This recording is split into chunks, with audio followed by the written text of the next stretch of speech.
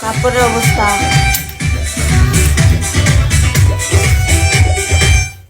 শাড়ি পাইতাম, শাড়ি তো পাইছি, ঠিক আছে, এখন ব্লাউজ পাইতাম কই?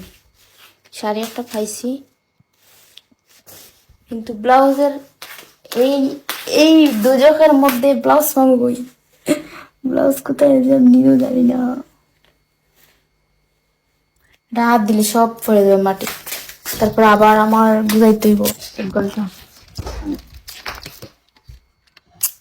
ব্লাউজ পাইতাম কই?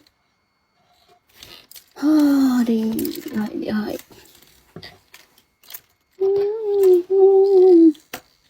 ব্লাউজ নাই। ব্লাউজ ছাড়া কি,